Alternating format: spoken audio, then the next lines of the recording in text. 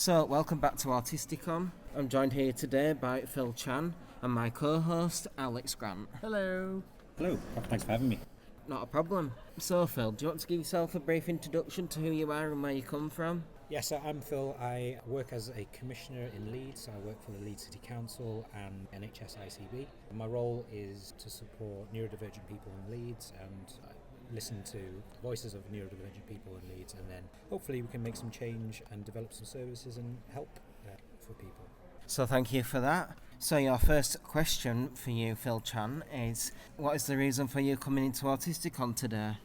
So I've been working with a number of people that have been helping out organising, and I'm really interested to come today to learn more, hear more from autistic people in Leeds, meet a lot of the organisations in Leeds that help support, and generally just be inspired by what's going on in Leeds. That's fantastic news to hear. Your services are quite pivotal to autistic community because it allows us to do workshops with organisations such as Specialist Autism Services, and with these workshops helps with in terms of us communication, helps with us mental well-being and various other aspects of us day-to-day lives as well. That's great to hear. So how do you think your attitudes and understandings of autism has changed over the years? I think the understanding, acceptance and awareness has gradually been improving over the years. I think there's some way to go, but events like today, I think it's really encouraging to see different types of people and organisations getting involved and visiting.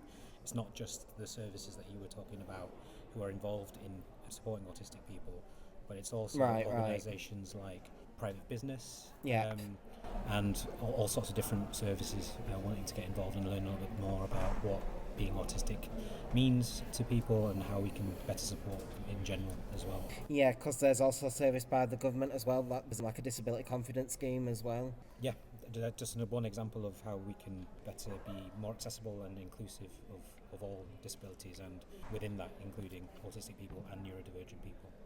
That's fantastic news to hear that there has been some changes made, because back in the 80s and 90s it were barely recognised, and the stereotype used to be that that we were very rigid in us thinking that we couldn't do a lot of things that companies wanted us to do. So that leads me on to my next question. So Phil, what has been some of the highlights of your visit? I've just really enjoyed today. I think the general buzz of the event and being inspired by so many neurodivergent people, so many autistic people has been great. Lots of ideas shared and lots of positivity, which has been amazing. Some of the talks have been really great on sleep, and some of the poetry as well from Ella has been fantastic to hear autistic people speak so positively and offer so much great advice. Has been really great.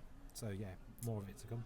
Yeah, I do agree with you there, especially with the sleep seminar, because I sat in to watch that one and it was quite informative. Yeah, I'm going to take away a lot of different ideas from that. Yeah, I think I will as well. What are you looking forward to at this year's Autisticon? We're almost at the end, so we've got a few more talks to go. I'm really looking forward to the chat on how autistic people access health services and some of the findings from Health Watch, and getting to know a few more people as well. Yeah, for me as well, it's been a good event. It's my first one that I've been to, and I've been quite surprised by how good of a turnout it's been, and some of the talks, like you mentioned, have been quite informative as well, and I think it's just been a generally good event, and it's something that needs to be more publicised. Absolutely agree. And my final question for you is, what would you like to see at next year's event? I'd love to see it bigger and better, even more people come. Like you say, it's been a really well attended event, and I'd love to see even more people from the autistic community, from our services that support people in Leeds, to be here next year. Yeah, and I agree with that, with you saying the more people, and I think also widening to other communities as well, because I think we can all learn quite a lot from autistic individuals. And I think also, like I just previously mentioned, more awareness, and just make sure this event is more publicised as well, because I wouldn't have known if I hadn't found out. If it weren't for David Neal at Specialist Autism Services, I wouldn't have even known this event existed, because I didn't until he told me. So I think that awareness needs to be more extended. I think there needs to be more of a push of getting it out there and getting more people into this event, and like I say, and just spreading the news really.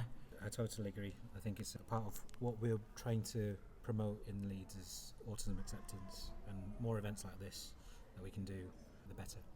Yeah, I agree that the more we can do, the more we'll get awareness, and the more the people begin to learn about the condition and how it affects a person.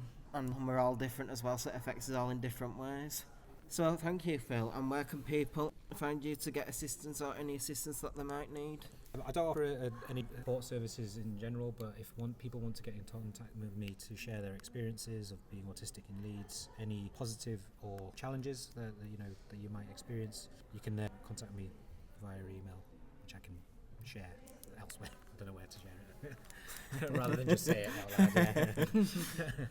Well, thank you for that. It's been a pleasure interviewing you. No, thank you so much. Thanks for your Thank you. time. Thank you. Thanks. Bye.